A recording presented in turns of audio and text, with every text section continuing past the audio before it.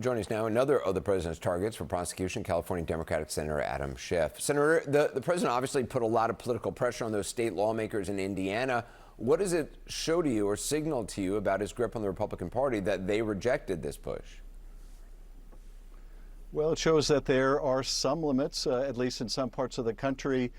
But I don't know if I would read too much into it, because there's also a heavy dose of self-preservation. To the degree that they try to reconfigure these districts, they potentially put Republicans at risk, Republican incumbents. So I imagine that in addition to simply not being willing to go to this extreme to alienate their voters with this mid-decade reapportionment, there is also an effort within the legislature, within the congressional delegation on the Republican side, not to put their incumbents in jeopardy by trying to be too greedy with redistricting. The president has also struggled to address, widespread concerns about affordability. He's, made fun of the whole idea of it, saying it's a Democratic hoax. Does this moment feel different to you? Because, you look at Marjorie Taylor Greene, other Republicans who seem frustrated, at the very least, with the president, but generally he still has overwhelming support in the GOP. I think there must be a growing sense of alarm in the GOP. We just had an amazing election about a month ago, where the Republicans were pretty well wiped out in the competitive races. And then more recently, you have the Democratic mayor succeeding in Miami, Democratic candidate in Miami, first time in a long time in Miami.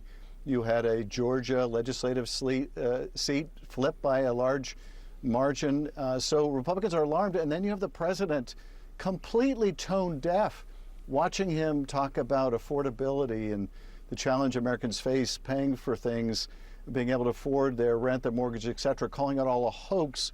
I watched the president say these things, and my reaction is, please, keep talking, because they're going to talk themselves into a very small minority if they keep it up. A grand jury again declined to re-indict, as I mentioned, New York Attorney General Letitia James on allegations of mortgage fraud, which she's denied. The president has also obviously pushed the Justice Department to go after you for alleged mortgage fraud. You've never been charged, deny any wrongdoing. What does it say about the relative strength of the government's case against Letitia James? It's struggling to secure an indictment when there isn't even a lawyer in the room from the other side in the room pushing back.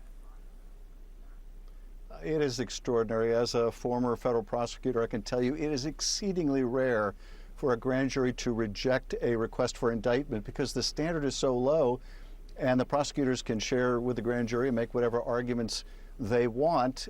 So this is very rare.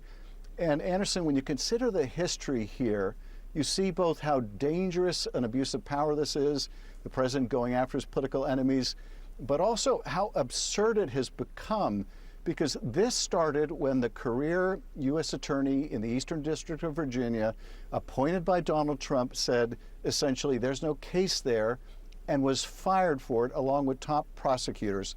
They bring in Lindsay Halligan, an insurance lawyer and friend of the president, to try to indict Letitia James.